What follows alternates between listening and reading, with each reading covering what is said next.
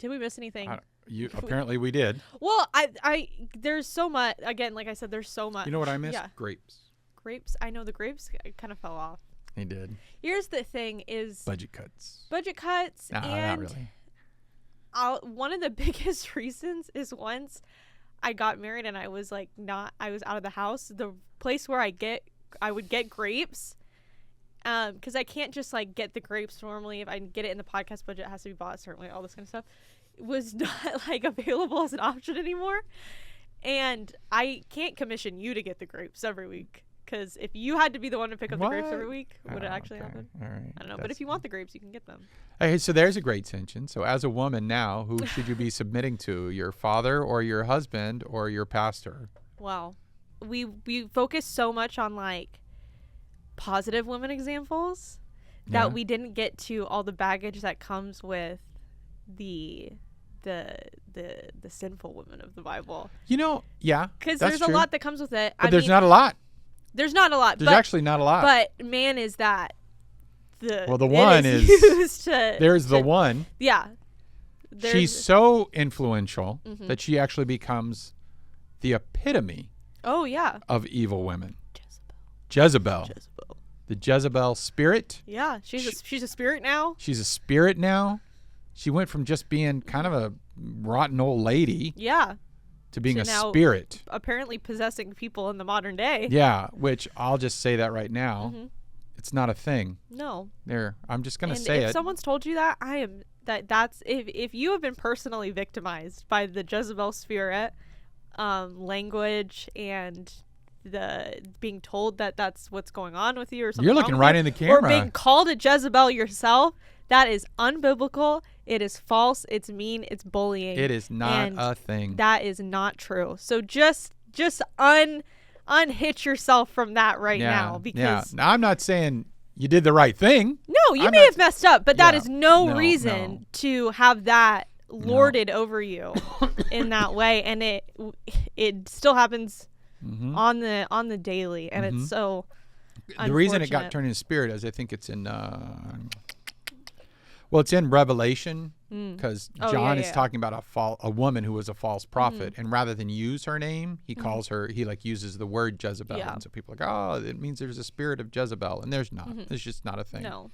Jezebel was pretty rotten. Like, don't get me wrong. No. But she was rotten because Ahab let her be. She wasn't rotten because she was rotten. She was rotten because Ahab had the problem. Ahab wasn't like, Ahab was the enabled. And Ahab was the one who married a pagan queen. Yeah. Ahab was the one who depended on a marriage of political convenience rather than faithfulness to God's word. Ahab was the one that wouldn't stand up for his people. So, we're debunking it today. It's not a thing. I mean, I don't know what to tell you. And I know, I guarantee you, if we clip this right now and just put Jezebel spirit, we'll get a lot of views because it gets you the clicks, and it will be the clip will be me saying Jezebel spirit. It's not a thing. Yeah, there's your clip. That's it. That's the clip. Maybe I will just post that. Maybe like you will, literally just like that. That would be so funny. You really want to hear my take? I think it's an excuse men use when they fail. Yes. She tricked me. Yes. By the way, it's the same excuse Adam used. Yeah. This woman you gave me. Yeah. Right? So Genesis, Adam eats the fruit of the whatever. He falls. God says, what happened? Who told you were naked? All that kind of stuff. And immediately goes, this woman you gave me. So and then Eve said, this snake you gave me. Yeah. And then, so. Yeah. No. Eve also, again, is another. One thing that I was thinking about when reading about this and Eve specifically is I don't know. I don't think it's fair that people say that women have a whole pattern of behavior or sin based off of one woman's particular sin. Yeah. Because I wouldn't say the same is said about men for Adam, that men are always going to trip up in the same exact way. And it would be like saying, I don't know, like I'm trying to think of a good example of it. Yeah. Like another way to frame it, but I don't think that it's a fair And that's another thing that comes up consistently is like, oh, women are deceivers and they're always out to get you. And Jezebels. Yeah, it's that to me was when it gets like that's the weird. Yeah, That's when you get like into the weird.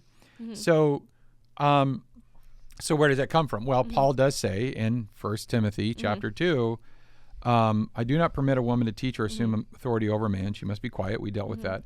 For Adam was formed first, then Eve.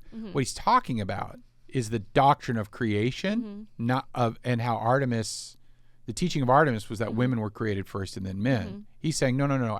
We know it. It's right there. Yeah. Our religion teaches us that Adam was formed first and then Eve. And Adam was not the one deceived, which is what, again, Artemis was saying, men are the problem, you know. But it was the woman who was deceived and became a sinner. But women will be saved through childbearing if they can, not if they worship Artemis, but if they can continue in faith, love, and holiness with propriety. So he's not saying that. What's interesting, though, is that Paul, the same guy who says this, is also Paul, who says, just as sin entered the world through one man, Adam. Yeah. He never mentions, this is the only time he ever brings up Eve. Yeah. So you can't say, even theologically, that sin is Eve's fault. Yeah. That actually is in some ways appropriating the Greek myth of Pandora, right? And that's turning Eve into Pandora and not letting her sit on her own responsibility and culpability in the biblical narrative. You know, other cultures, again, let's go back to it. Other cultures blame women for everything, right? Yeah. Christianity, Judeo-Christianity doesn't. Yeah.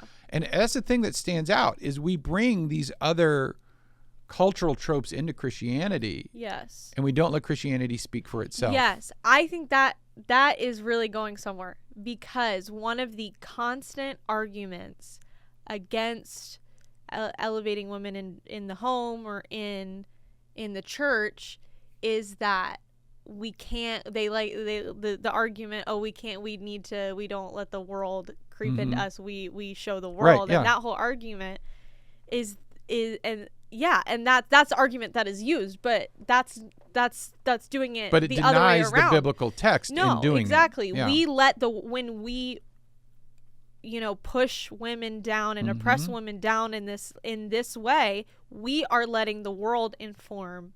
Right. The two biggest theology. biblical examples of that, I think, are Junia and then Mary Magdalene. So Mary Magdalene, who is not for Mary Magdalene. Yeah, Mary Magdalene, who is not a prostitute at all, but is the first woman to ever proclaim that Jesus is risen to other people. She's the first person. So by definition, she's the first gospel proclaimer. Yeah. Okay. She was obviously crucial to Jesus' earthly ministry, as were Mary and Martha and their brother Lazarus, right? So there's all these people, but because society couldn't deal with her as it became Europeanized and more, all that kind of stuff, she was relegated to a role that made sense within culture, not the other way around. So she doesn't become a definer of culture, right? She becomes an exemplar. Culture influences her rather than Christianity standing up and saying, hold on, this is not what women are. Look at the women from our story. Yeah. Look at the women, both good and bad. Look at Deborah. Look at Esther. Look at Mary. Look at Miriam. Look at Rebecca. Look at Rachel. Look at Leah. Look at Mary. And by the way, the whole thing, this is an interesting thing too. Like everyone always hates on Martha, right? Yeah. Martha is literally being a Proverbs 31 woman, and she still can't win. No, exactly. I've been victim of the Martha. I'm a big #justice for Martha. I've been a victim of the Martha, point blank. Been called that before. Right. Because I do have that bit of I have a get things done nature. And so I'm here for #justice for Martha. She was just trying to, yes, there was a point. Obviously there was a point to the story. She crossed the line. Yes, Jesus was making a point. Absolutely. But again, Jesus wouldn't even been there if Martha hadn't thought someone needs to tell Jesus. It can't just rest as, someone made a small mistake here and here's our course correction. It has to be villainized. Now she is a bad example. Don't be a Martha. Don't be a Martha. Bad. It has to go to this extreme Literally level. becomes a character in Handmaid's Tale. Literally. Yeah. Yeah. Yeah. Right. They're called Marthas, the women who take care of the homes in Handmaid's Tale. They're Marthas. Yeah. And it's that one is always so funny to me. She was just trying her best. She was just trying her best. She got a small course correction and then in all the of a moment, sudden, hey, I get it, but right now this is what matters most, because that's life. Sometimes you have to stop and say, this is what matters most. But Mary is, Mary would have just been a blubbering mess. And you know what? No one would have eaten. No, nothing would have got done. None would have got ever made it in there. Up. Would Jesus have ever? Yeah. I mean, so would Lazarus have been raised? Right again. That's my point, though. Martha is on paper being a Proverbs 31 woman and still can't get it right. No. So if you wonder what it's like, I don't know, never mind. But anyway, so it's got to feel that way sometimes. No, exactly. There's just no winning. There's no winning. There's no winning. And the same for men, by the way. Just thought I'd throw that out there. Yeah. Justice for this no, I'm not going to say that. You're not going to get me on record a recording of me saying, you know what, stop. Yeah, no, literally. But this does keep it in we had a conversation before this. We started recording. Patriarchy served nobody. No, it doesn't. No. And if that's not what you got out of the Barbie movie, you didn't watch it. Yeah. You didn't watch the right movie. You weren't paying attention because that's what the Barbie movie was trying to communicate. This doesn't serve anybody. This doesn't help anyone. It puts too much on. It puts too much on men. Right. And gives women nothing. Because there is a reality of this same unbiblical, not the same. I'm not going to pretend like it's the same. Yeah. But there is a reality of unbiblical expectations of men as well. And both genders are expected to live up to these unbiblical expectations rather than exist in the image of Christ created in them, and then how to navigate that in a way that both serves the culture around it and challenges the culture around it. And you say, well, it can't be that simple. It's not. There's nothing simple about what I just said. But it's still what we're called to do, to say, who has God created me to be? Yes, he created them male and female. We are created differently. Yeah. There is a distinction. There is a reality. But it's a distinction of, what is the distinction of? It's a distinction of ontology, and it's a distinction of that should be celebrated, not weaponized. Yeah. I mean, that's a way to say it. And a lot of complementarians, by the way, will say that's exactly what they're doing. Yeah. They're trying to celebrate those distinctions and honor them, and I hope that's true. I think for some people that is really, really true. I do think there's probably a lot of normally the people that end up getting the biggest platforms and the loudest microphones are people. They're extremists. There are extremists. So there are, again, like we were talking about in the episode, there's a lot of examples of people that would share that view that we still agree with in a lot of ways and all of that kind of stuff. But I think of like growing up Southern and like opening doors for women. Yeah. And so there's a woman, I can open my own door, and the mentality was, I know you can. It's just you shouldn't have to. I don't want you to.